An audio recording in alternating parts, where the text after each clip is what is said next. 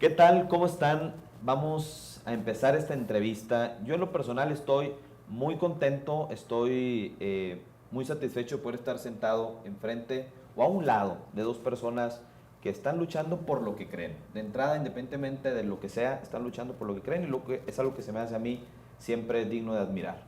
Bienvenidos a México, Agustín Laje Muchas y gracias. Nicolás Márquez, Muchas gracias. desde Argentina. ¿Qué tal les ha parecido nuestro país? Espectacular, lástima que, bueno, venimos 20 días a 10 ciudades, de modo que el tiempo para conocer México yo te diría que es nulo. Claro. Más allá de la comida mexicana, que es espectacular, que comemos todos los días, más allá de los hoteles, de las salas de conferencias y de los medios de comunicación, no hemos conocido mucho Una más. agenda apretada, supongo.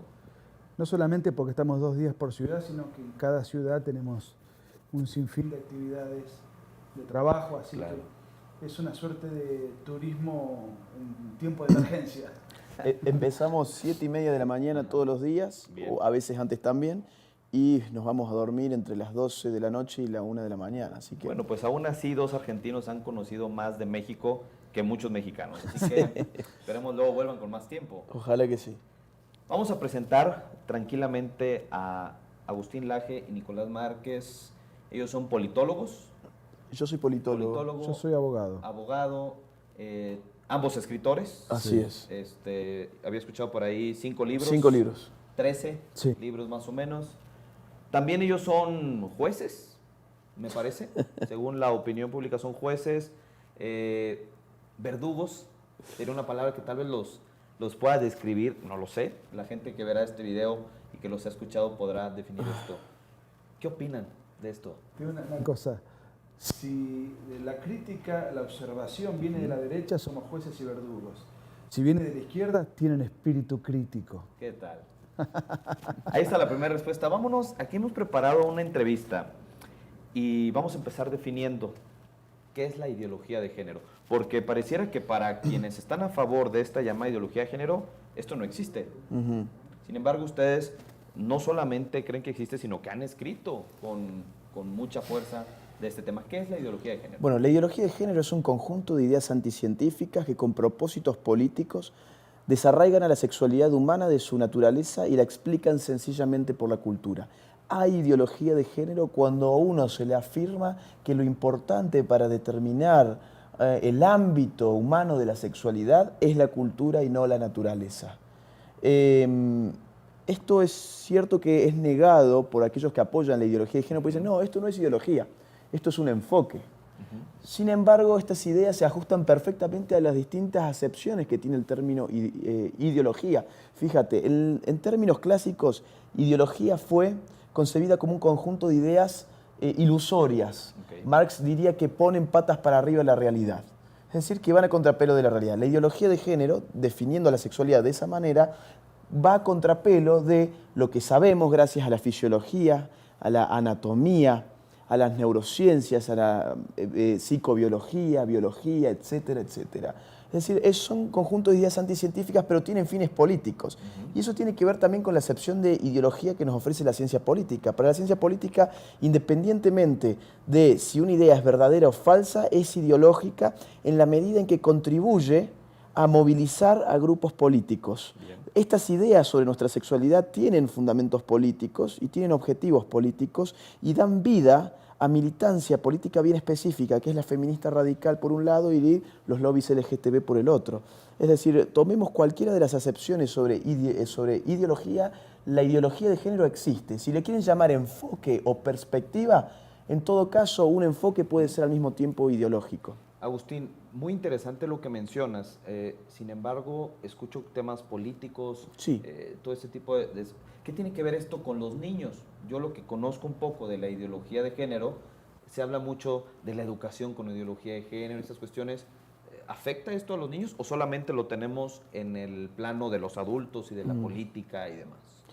Nosotros advertimos que estamos viviendo una lucha cultural, Okay. donde identificamos a un sector político ideológico bien específico, que es a partir del cual nace la ideología de género, que son los sectores de izquierda del primer mundo, Okay. y advertimos que en una lucha cultural es una lucha sin tiempo. Es una lucha que se hace ya no con plomo, como el Che Guevara, sino con ideas. Es una lucha que no se hace internándose en la selva para derrocar a un Estado, a las Fuerzas Armadas de un Estado, etcétera, sino que es una lucha que se lleva adelante invadiendo las universidades, los centros de pensamiento, las escuelas, los medios de comunicación, los diarios, las radios, etcétera, etcétera.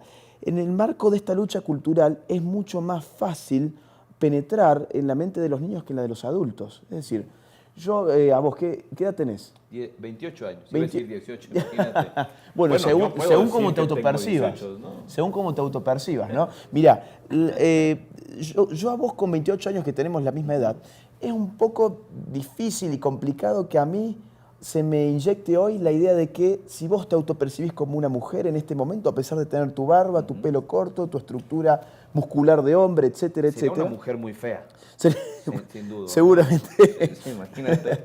Digo, imagínate una persona de 50 años. Si a vos te costaría aceptar esa ideología, imagínate una persona de 50 años que le digamos hoy, oiga, si usted se cree mujer, ¿sabía que usted pasa a ser automáticamente una mujer independientemente de su realidad corporal? Bueno, pero un niño de 5 años, si se lo empezamos a inyectar desde el jardín de infantes, desde el kindergarten, le empezamos a meter la idea de que él en verdad puede escoger su sexo, etcétera, etcétera. Es mucho más fácil hacer una lucha cultural con mentes vírgenes. Por eso es que la ideología de género se mete en primer término con las currículas escolares. Nicolás, ¿por qué atacar a los homosexuales? Es decir, ¿te han hecho algo alguna vez? Nunca atacamos a los homosexuales. Este es un libro contra la izquierda.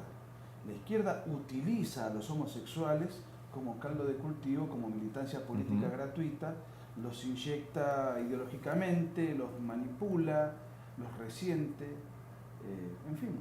Nosotros no es un libro contra la homosexualidad, nosotros hacemos libros sobre asuntos políticos, yo tengo un montón de libros todos sobre asuntos políticos, y en este caso la homosexualidad está tratada en el libro no como fenómeno sexual, sino como fenómeno político que la izquierda utiliza para su propia conveniencia. Ya, fíjate, yo he visto algunas de las cosas, como te decía antes de empezar esta entrevista, algunos de los videos que hay de ustedes en redes sociales, en YouTube y demás, y veía cómo hay grupos, le podemos llamar LGBTI, QR, no sé, ya las siglas. Aumentan siglas. Una disculpa, me he perdido en qué sigla vamos, pero he visto que se manifiestan, que les gritan a ustedes, que ¿no es esto un enfrentamiento? ¿No es esto una provocación que ustedes han generado de ellos? Y la segunda cosa en esto, Nicolás, ¿no hay detrás de ustedes una motivación religiosa? Mira, yo te diría lo siguiente, es cierto que constantemente padecemos censuras, movilizaciones, pero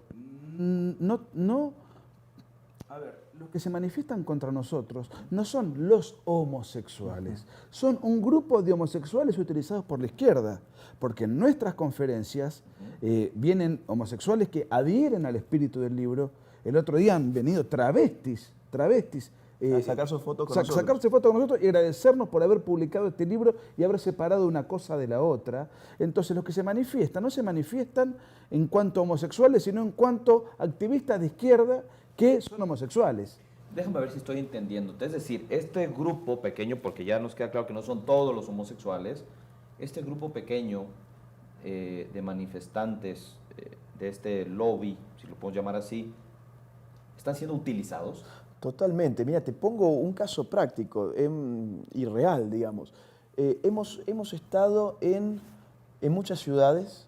En Chihuahua dimos una conferencia en el Congreso Estatal de Chihuahua y tuvimos una manifestación que la gente puede ver las fotos por internet, en los medios de prensa, etcétera. Había unas 400 personas en la sala, 250 personas se quedaron afuera porque ya no había más lugar, y había un grupo de unos 15 homosexuales que durante nuestras exposiciones estuvieron con el puño izquierdo hacia arriba. Bueno, eso es un símbolo histórico de las izquierdas, pero más allá de eso, el líder de ese homosexual era militante político, líder del Partido de los Trabajadores, un partido trotskista de... Suena extraño ahí. Perdón, Suprema, ¿no? creo que del PRD, que era funcionario incluso. No. Este era de un partido todavía más de izquierda. Lo importante es que Pero tiene una está bien. relación con el tema político. Exactamente, o sea, no era solamente un homosexual que estaba allí porque estaba ofendido con el libro. estaba ofendido seguramente también con que nosotros pusiéramos sobre la mesa los vínculos que hay entre la nueva izquierda, a la cual él pertenece, y la utilización de los homosexuales que él mismo estaba utilizando también como manifestación allí mismo en ese recinto. Entonces, como dice Nicolás, nosotros tenemos porciones de públicos que son homosexuales, incluso intersexuales y transexuales, o transgénero, como se los quiere llamar. Y que están de acuerdo con el libro porque no son de izquierda y han entendido que hay una manipulación política de la sexualidad y ellos no quieren ser parte de eso. Claro. Y ellos vienen, compran el libro, se sacan la foto con nosotros, firman le hacemos la firma del libro. No hay ningún problema con el individuo homosexual. Nosotros tenemos un problema con lo que llamamos el lobby LGTB, que es un lobby conducido ideológicamente por intereses de izquierda que están explicados en el libro. Ayer, aquí en Guadalajara, pasamos toda la tarde en un almuerzo muy agradable con un grupo de homosexuales que nos brindaron su testimonio de vida desgarrador, porque no es fácil ser homosexual, no es una alegría andante como la manifiestan sus militantes, que están haciendo tratamientos para recuperar su situación, tratamientos con terapeutas. Fue una charla muy enriquecedora, de mucho respeto. Es decir, acá nosotros no somos sexólogos, no nos dedicamos a estudiar el erotismo. No, es un libro político. Tocamos una fibra política muy sensible, claro, que es la agenda política que la izquierda tiene hoy como prioridad. Y eso genera, obviamente, tanta resistencia. Mucha gente se puede escandalizar con lo que Nicolás dijo hace un rato. ¿Cómo hay un grupo de homosexuales que están haciendo terapia? Bueno, vos fijate la paradoja de hoy. En un mundo donde se nos ofrece menúes de 120 géneros y más, donde cada uno se puede autopercibir como quiera, sin embargo la sociedad señala y penaliza al homosexual que le gustaría ser heterosexual. A tal punto que los psicólogos que están haciendo este tipo de tratamientos se tienen que esconder. Y ya nos han comentado que aquí en este estado hay un proyecto de ley para quitarles la matrícula. A ver, me quedé... Una sola cosa más, solamente agrego.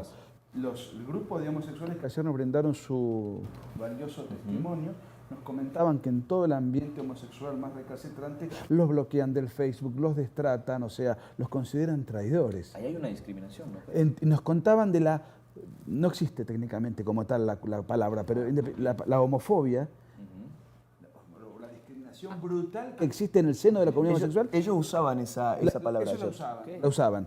Y nos decían que dentro de la propia comunidad, en ese microclima, existe no solamente una discriminación brutal, sino escalafones, estratificaciones. Nos contaban aspectos que nosotros, como investigadores, no conocíamos. Me suena algo muy interesante, porque si algo le dicen a las personas que defienden lo que ustedes defienden, si algo se les dice es homofóbicos. Y entonces mi mente está a punto de explotar porque me acaban de decir que ayer estuvieron en un lugar con un grupo de homosexuales. Sí. No me entra en la cabeza. Comiendo con ellos en un día muy, muy soleado, un domingo. Agustín, es que no me entra en la cabeza como un par de 8 más o menos. Están entre homosexuales. ¿Alguien me podría explicar eso? ¿Qué pasa con eso? Que no existe la homofobia. ¿Cómo que no existe la homofobia? No, la he leído en todos lados, todas las marchas, todos los carteles de estos grupos LGBTI dicen homofobia en todos lados. Hay incluso un Día Internacional contra la Homofobia. Caray, entonces como que no existe. Nicolás, explícanos. La homofobia es un insulto de carácter, o es una estigmatización, una etiqueta de carácter peyorativo puesto por el lobby para destratar, desacreditar a todo aquel que se opone a la agenda de ellos. La homofobia, si uno analiza la palabra, sería la fobia a los homosexuales o a la homosexualidad. La fobia técnicamente es una enfermedad psiquiátrica. Sí. No existe ningún manual de psiquiatría la clasificación, la definición de la homofobia. Es un insulto político, no existe técnicamente. Ellos, los militantes de la tolerancia y la diversidad, patologizan de modo insultante a todo aquel que no se ajuste a sus parámetros o a su agenda. ¿Te das cuenta, Nicolás, que acabas de destruir en 30 segundos, 40 segundos, una infinidad de publicaciones en redes sociales y demás? Es decir, no existe la homofobia. No. Caray. Mira, no existe la homofobia y esta idea de la fobia. Antes se usaba el prefijo anti, los antisemitas, por ejemplo. Bueno, eso se ajustaba mucho más. Soy anti-homosexual en todo caso, pero no tiene una connotación médica, psiquiátrica. Empezar a hablar de fobias es psiquiatrizar, digamos, si existe el término, es patologizar a nivel psiquiátrico a la otra persona. Entonces, es un insulto político, pero además tiene otro tipo de consecuencias y que se empieza a replicar con los demás géneros. Ya no solamente se habla de homofobia, sino se habla de lesbofobia, de transfobia o de homo-lesbo-transfobia, como nos acusaron a nosotros en Argentina recientemente. Vos fijate, o sea, cómo se va dando una lucha por las palabras, porque las palabras son nuestros anteojos frente al mundo.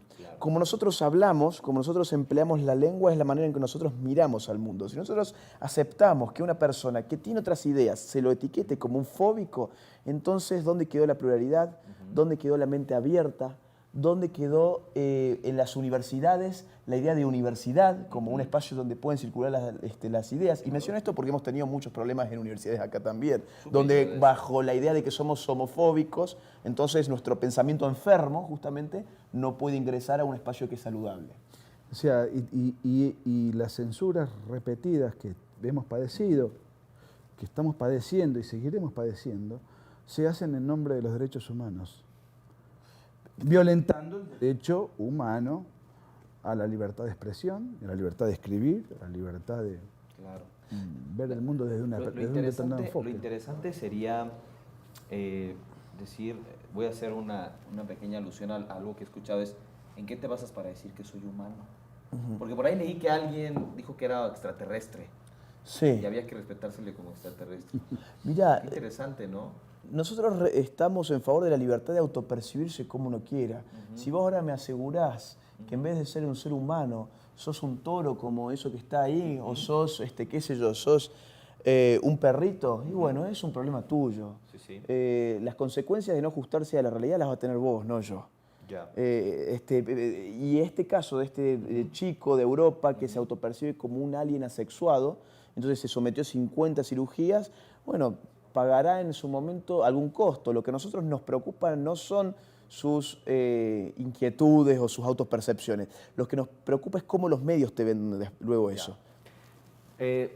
Hace un momento le hice una pregunta que por ahí quedó en el aire, la respuesta. Ajá.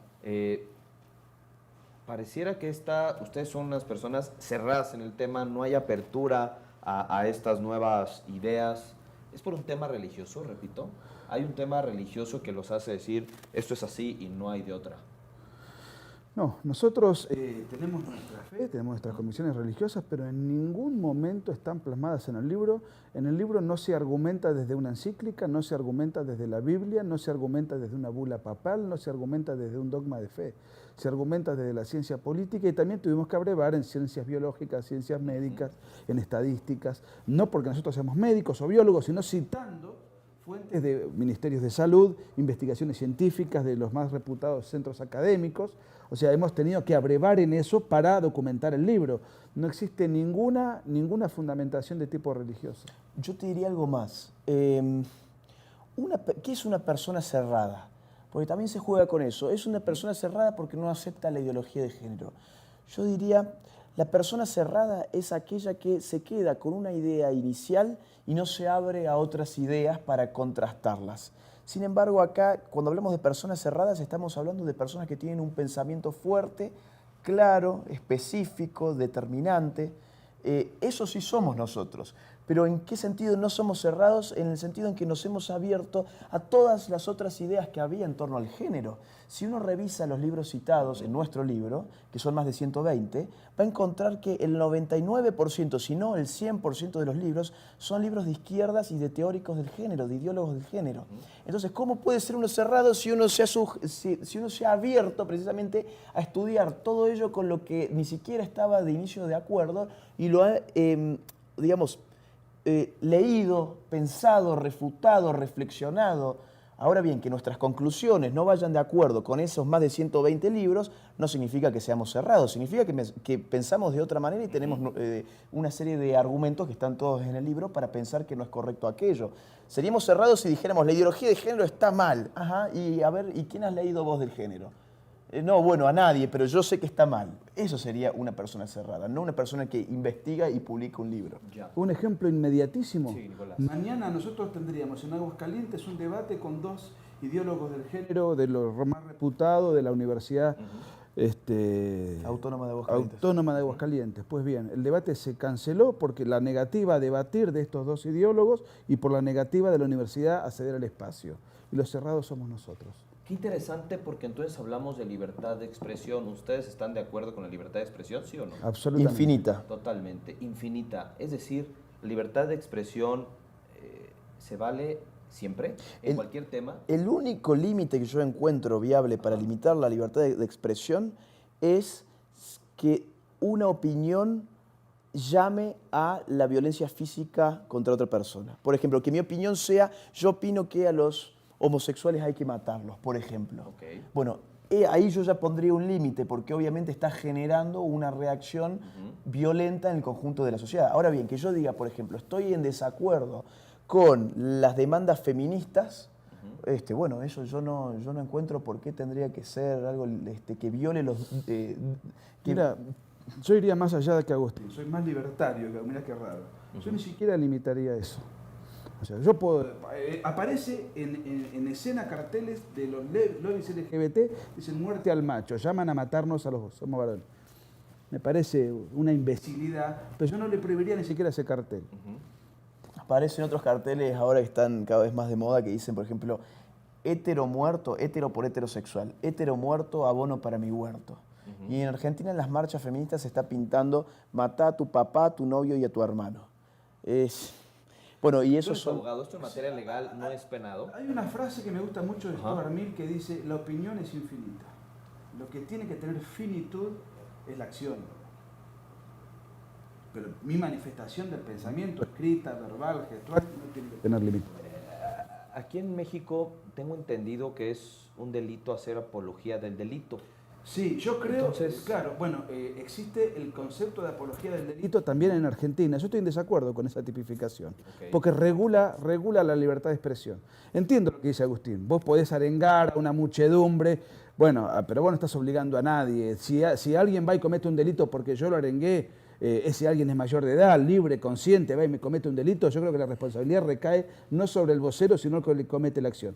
Es un asunto jurídico, filosófico, es discutible. Yo soy en principio partidario de la libertad de expresión, porque si no empezamos a retocar, bueno, este libro también fomenta de alguna manera, entonces cada vez que uno está tratando de regular eso, mira, hay un pensador jurista argentino que hizo el Código Civil, que fue uno de los primeros códigos civiles de Hispanoamérica. Y en una de sus máximas a pie de página, cuando él hablaba de la libertad, él decía, cuando el juez es juez del uso, no tardará en convertirse en juez del abuso.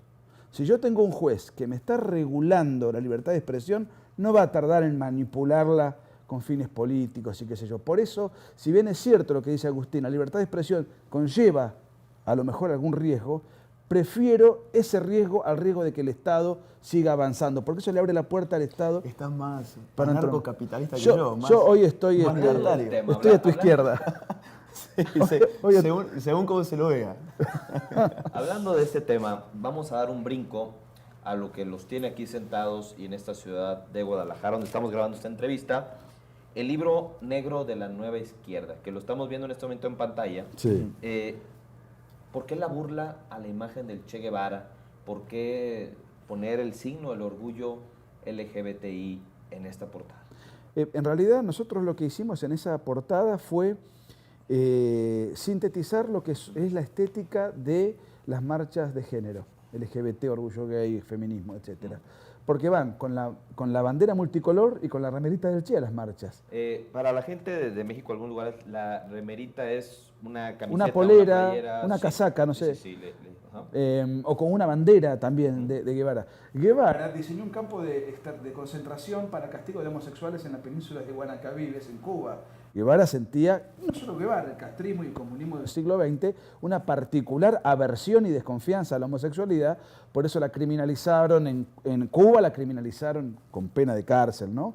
En la Unión Soviética y en la China. Y sin embargo, los militantes de las pandillas de género, que no saben quién fue el Che Guevara, los mandan sus ideólogos, sus titireteros con la banderita multicolor y la imagen de Guevara que diseñó un campo de concentración para ¿Por qué habrán castigo. aceptado y por qué habrán adoptado esta imagen del Che Porque Guevara? son ignorantes, porque son utilizados, Izquierda, ajá. son utilizados por cabeza. Yo soy biógrafo de Guevara, o sea, es un tema que me puedo jactar de haber estudiado mucho. Y bueno, conozco el asunto. Y ¿por qué lo hacen? Lo hacen porque no saben. O sea, son titiriteros que los que manejan a pandillas subalternas que tienen conflictos, resentimientos, que tienen, en fin, determinados traumas Hablando por y los ahí. canalizan en una militancia teledirigida. ¿Habrá por ahí, Nicolás, algún tema de marxismo? ¿Se podría decir? Hay, ¿Relacionado? esto es lo que nosotros definimos, y muchos adoptan esta visión de que esto es marxismo cultural. Mira, justamente esa es la tesis del libro, ¿no? El libro empieza con un capítulo donde se explica el pensamiento original, digamos, de Marx y de Engels. Engels fue su socio intelectual, económico también en alguna medida porque lo financiaba. Y analizamos cómo era la vieja izquierda, en términos teóricos y prácticos, y cómo la nueva izquierda no abandona nunca la guía marxista, solo que cambia el orden de los factores. Si para el marxismo tradicional había que hacer una revolución a nivel económico y después lo cultural se iba a dar solo con esa transformación estructural de la sociedad, ahora se ha invertido esa lógica. Ahora la revolución es cultural y lo económico viene a más largo plazo. Y me brota entonces la siguiente pregunta. ¿Por qué si la vieja izquierda sentía esta aversión hacia la homosexualidad, por qué esta nueva izquierda parece otra cara? Porque ahora es sí. amiga de la homosexualidad. Porque perdió a sus clientes históricos. Ese paso que yo te digo de decir hay que hacer una revolución económica, que fue la vieja izquierda, y ahora hay que hacer una revolución cultural, esa es la nueva izquierda, ese paso estuvo signado por una crisis, y esa crisis fue política. Esa crisis se dio sobre todo en el primer mundo, donde las clases obreras, que eran las llamadas por el marxismo tradicional a hacer la revolución, dejaron de confiar en las izquierdas. Es decir, empezaron a ver que esa ley de la cual habló Marx, que en el capitalismo el obrero iba a vivir cada vez peor, no se había cumplido, sino todo lo contrario. El obrero podía vivir cada vez mejor. En los Estados Unidos, por ejemplo, donde muchas de todas estas teorías se escriben durante los 60 y 70. En los Estados Unidos, ¿cómo movilizabas a la clase obrera si durante más de 10 años, durante casi 15 años, en esa época, los Estados Unidos crecieron a más de un 5% del PBI anual, donde incluso los izquierdistas como Marcuse llamaban a ese nuevo modelo la sociedad de la abundancia? Claro, porque todos tenían, y el gran problema que gente de la Escuela de Frankfurt ve en los Estados Unidos, como Herbert Marcuse, quien fue el padre de la New Left en Estados Unidos, es decir, de la nueva izquierda, y padre de movimientos importantísimos como el Mayo francés del 68, escriben, hemos perdido el contacto con la clase obrera, ahora tenemos que generar nuevos conflictos sociales. Y esos nuevos conflictos sociales ya no son económicos, ya no son entre ricos y pobres, entre los que tienen y los que no tienen, entre los obreros y los capitalistas. Son conflictos culturales, donde se crea una división en la sociedad, una nueva grieta de la cual emerge esa militancia política. Entonces vos me decís, bueno, ¿por qué ahora se acercan a los homosexuales? Porque encuentran que en los grupos LGTBI, en las feministas, etcétera, hay un potencial conflicto para politizar, para revivir la militancia de las izquierdas con otros discursos. No es que se preocupan por la situación de los homosexuales. Okay. Lo que les interesa es el mercado de los homosexuales para utilizarlos políticamente. Es decir, son el medio para un fin. Exacto. Totalmente. Son un instrumento. Vamos de bajadita en esta entrevista. Así, de manera muy breve, 30 segundos, ¿de qué trata el libro? ¿Por qué la gente lo debe adquirir? Bueno, el libro es el único concreto. libro de ciencia política que habla sobre la ideología de género y que la vincula con un sector político ideológico. Fue una investigación de más de un año con innumerables citas, hay más de 600 citas a documentos científicos en el libro, es decir, más de 2 citas por página, cada aseveración tiene su cita correspondiente y es un instrumento de formación y de información. Es una voz alternativa que no se escucha ni en los medios de comunicación ni en las academias, pero que ya ha tenido un éxito impresionante porque la gente quiere saber, al punto que este libro es, desde que salió, bestseller internacional en Amazon. Está en el puesto número 1 y no lo puede bajar nadie desde hace 1 año y medio. Perfecto. ¿Qué buscan de esta gira? ¿Cuál es la finalidad de esta gira? ¿Vender libros? ¿Una vida mejor? ¿O cuál es la finalidad? ¿Por qué? Mira, Tú eres soltero. Yo soy soltero. Yo también. Soltero. Si no- Dejaron casa y todo, 1 año y medio fuera de Si casa. nosotros quisiéramos ser millonarios, no seríamos escritores. Tampoco Sí, es seríamos de fácil. derecha. Es muy buena. Si algún escritor nos está viendo, no va a ser millonario, pero puede Tampoco seríamos conocer México en derechistas, 20 ¿no? días. ¿no? Pero seríamos necios si dijésemos que cuando escribimos un libro no nos gusta que ese libro se venda, Claro. que ese libro genere polémica, que nos inviten interesados en lo que hacemos. Nosotros estamos acá porque nos han invitado a una serie de conferencias, estamos mostrando el libro, defendiendo el libro, difundiéndolo, debatiéndolo. Así que bueno, es un poco eso, estamos defendiendo nuestra investigación que es de 1 año, pero si nuestra motivación es ser millonarios estaríamos involucrados en otra actividad. Mira, yo te agrego una cosa. Yo dije, este es un libro de ciencia política y obviamente tiene un objetivo político. No hay libro de ciencia política que no tenga un objetivo político. Y el objetivo político de este libro es concientizar a las distintas naciones por las que estamos pasando. Esta gira no es solamente en México. Nosotros estamos hace 1 año y medio recorriendo toda América Latina, incluyendo los Estados Unidos, y hemos generado efectos políticos muy interesantes con un libro.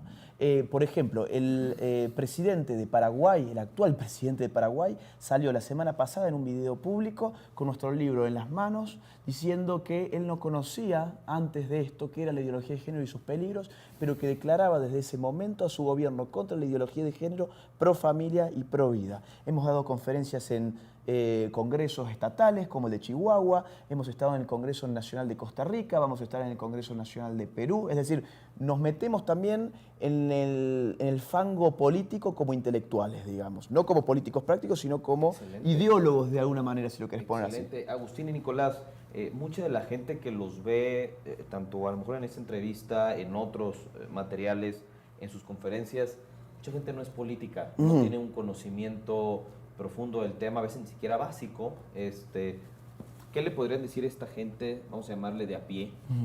¿Qué le podremos decir? Un consejo muy certero y muy concreto en este momento para cerrar esta entrevista. Tenemos una ventaja y una desventaja. La desventaja que tenemos nosotros es que, nosotros digo, no nosotros dos, sino los que piensan como nosotros, es que los medios de comunicación, en general masivos, de difusión, que influyen en el hombre de a pie, no tienen un protagonismo en los medios. Esa opinión no es prevaleciente. Entonces, el hombre de a pie, si quiere indagar, si desconfía de lo que le baja a los medios de comunicación, va a tener que interiorizarse con un esfuerzo mayor. Por ejemplo, leer el libro. No es que lo quiera vender, pero él no lo va a recibir de los grandes medios de comunicación, nuestro enfoque. Entonces, ¿El libro podría ser entendible para una persona de este tipo? ¿Es un lenguaje? es un lenguaje muy accesible, Bien. algunos fragmentos son incluso muy divertidos, otros hay que leerlos despacio, tiene diferentes climas el libro, pero todo está preparado para el gran público. Si fuese un libro solamente para microclimas universitarios, por empezar no tendría la tapa que tiene. Está llamado a interesar a la mayor cantidad de gente posible. Excelente. Nicolás, ¿quieres agregar algo? Sí, hemos logrado un equilibrio entre la seriedad universitaria y académica y lo que el gran público busca. Es decir, hay muchos fragmentos, o sea, sigue todas las reglas de la investigación social y política, pero al mismo tiempo tratamos de explicar y reexplicar muchos asuntos que pueden ser duros. Ahora bien, para tu pregunta, no hay persona que no esté atravesada por la política. Todos somos sujetos de la política, a pesar de que no conozcamos sobre ella. Es decir, pensar, no, como yo estoy al margen de las cosas políticas, eso es una falacia de entrada. Yo soy un sujeto de la política en la medida en que vivo en un Estado-nación. Desde ese mismo momento ya soy un sujeto de la política. Entonces, cuando uno se informa sobre la política, se hace más libre. porque todo eso que a uno lo condicionaba anteriormente, ahora lo puede ver con claridad. Ve las manipulaciones, ve los intereses, ve las potenciales acciones. Si hay, somos conscientes con Nicolás que mucha de la gente que se nos acerca y viene a nuestras conferencias no están tan interesadas por ahí en el tema de la política. Les interesa más el tema de la ideología de género porque ve cómo impacta sobre sus familias. Y lo que nosotros les enseñamos y les explicamos a esas gentes es que esto ha entrado por la política y va a salir por la política. Y ahí es cuando la gente dice, entonces yo tendré también que formarme políticamente para poder tomar acciones políticas concretas. Entonces eso también es parte de los fines políticos que nosotros tenemos. Una cosa, Sí, Nicolás. si la ideología de género afecta a mucha gente y la gente que nos viene a ver a las conferencias o a comprar el libro viene interesado por la ideología de género y no por la política, tiene que advertir que si la ideología de género lo está afectando a él es por la política. Siempre. Siempre decimos con Agustín, hay muchas ideologías anticientíficas. Están los que se juntan a tirar las cartas para adivinar el futuro. Tengo dos últimas preguntas que me parecen muy interesantes. La primera de ellas, Agustín, Nicolás, buscan en sus conferencias, en esta gira, en todo lo que hacen, convertir al homosexual a su heterosexualidad. No, no porque no somos ni psicólogos, ni sabemos cómo sería una terapia de ese tipo. No hablamos sobre sexología ni sobre psicología. Hablamos sobre la política, nada más. Y la última pregunta, ¿qué le dirían a un homosexual que está viendo esta entrevista? ¿A un miembro del LGBTI? Lo que yo le diría es que... A un manifestante, de estos que llegan con pancartas, que a veces ahí no te quieren Los escuchar. manifestantes, A un entonces. manifestante. Ok, a un manifestante De LGTB. esos que se plantan, como pasó en Monterrey, que no te dejan hablar, que te interrumpen Sí. ahí no te escuchan. Vamos a pensar que ahorita está ahí en su casa, abrió la laptop, voy a ver qué dicen estos dos. ¿Qué le dices? Es difícil hablarle a un fanático enceguecido, violento, dogmatizado. Es complicado porque si alguien no te va, no tiene, digamos, no va a percibir, no va a tomar nota. En el caso de que así sea, ojalá que alguno lo escuche, y, bueno, que baje 2 cambios, como decimos en Argentina, en su ansiedad y lea el libro con detenimiento. Y después lo discutimos. Lo discutimos de manera personal, si es que nos encontramos en alguna conversación abierta, o lo podemos discutir por las redes sociales y que hoy achican las distancias. Y una cosa, no perdamos de vista también que uno de los exponentes contra la ideología de género en este momento es Milo Yiannopoulos, que es precisamente una persona homosexual de Inglaterra, que está dando conferencias en muchísimos países para pelear también contra la ideología de género. Es decir, esto no es un problema de la orientación sexual de cada quien, sino de enfrentarse a la manipulación política de la sexualidad. Y en Francia ya hay grupos políticos sociales de homosexuales que se oponen a la ideología de género también. Así que es interesante y nuestro reclamo de alguna manera yo creo que podría tomar mucho más fuerza si más homosexuales se sumaran a esta cruzada contra la ideología de género. Entonces, cerrando esta pregunta, ustedes no tienen nada en contra de una persona homosexual.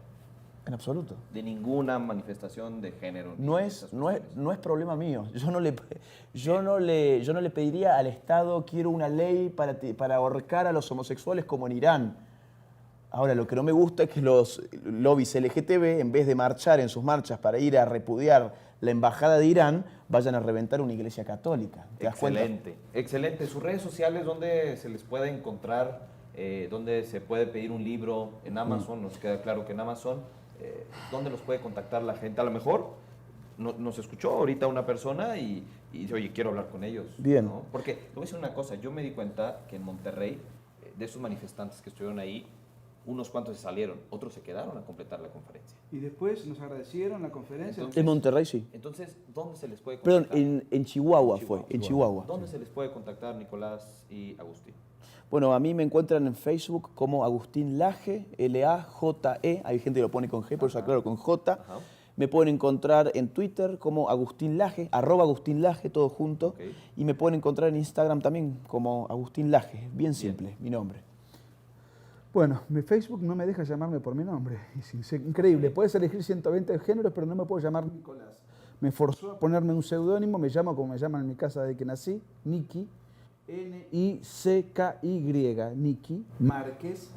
Entre paréntesis dice Nicolás Márquez en Facebook. Por ahí me ubican como Nicolás, pero como Nicky van a llegar más rápido. En Twitter como Nicolás Márquez y Se pueden suscribir a mi diario digital, Ok. prensarepublicana.com. Prensarepublicana.com. Pues ya los oyeron ustedes, Nicolás Márquez. Vamos a ver. El libro, además, está en Amazon. O sea, es muy fácil. Si alguien se entusiasma, ya mismo puede cliquear, lo tiene a un precio vil en su computadora y lo puede empezar a disfrutar al libro. Excelente, precio accesible, Súper accesible. así sencillamente. Pues ya los escucharon, Nicolás Márquez y Agustín Laje, de gira por México, seguirán de gira en otros lugares del país. Y como empecé esta entrevista, la quiero cerrar agradeciendo dos personas que dejan atrás tal vez comodidades de su propia patria, pues para defender aquello en lo que creen, que tal vez eso es importante. No éramos tan malos al final, ¿no? Ni tan verdugos. Me parece que ni jueces ni verdugos. Empezamos Simplemente- duro. Simplemente personas que buscan la verdad y eso se agradece siempre. Agradecido a Gracias. nosotros por la charla. Muchas gracias, muy amable.